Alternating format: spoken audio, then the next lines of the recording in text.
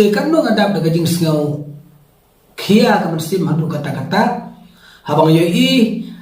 ki news tapo ke YouTube ba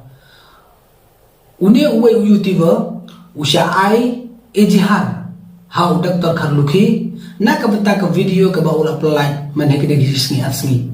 te unia Dr. Kharlukhi ubade UMP jong Raja Sabha te ukenno ba kane ka jing pelai video jong uni uwe na YouTuber RS Kharbani te ka kata ya ka personal jongi te halot kata ngandap daga jing sokhia ka ba kharau hadu kata-kata pra YouTuber ngahaban mi syakban ban pau ya kata jing sokhia na ka benta jongi te abang apet pan ya ka video ka ba ikren itu RS Kharbani ngalapet dagi pausen ngalas ngam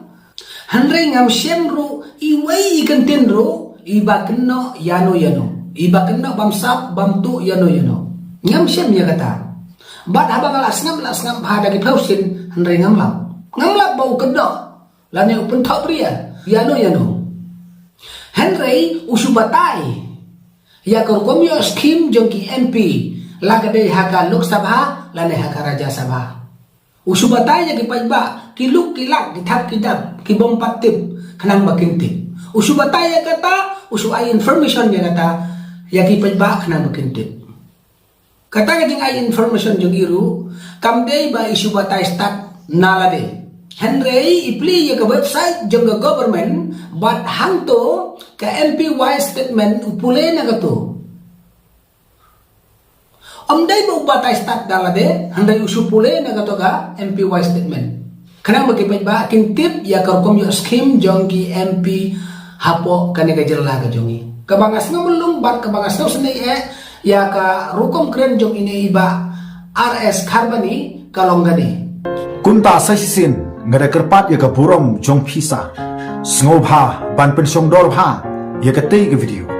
haswa bagi beriu jong ka an kinsawan bat kemna yang utrai juga tei channel ya ka bangang la daban pelai menin ka khat khandai turi jong mentau benah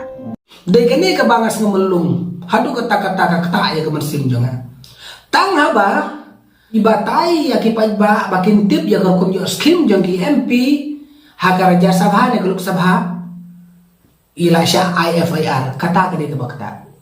temental ada unu ubreu bami syakmat ban batai ya karkom yo scheme jongki MP hato unle cepatok lada ubatai ya karkom yo scheme jongki MLA hato sepatok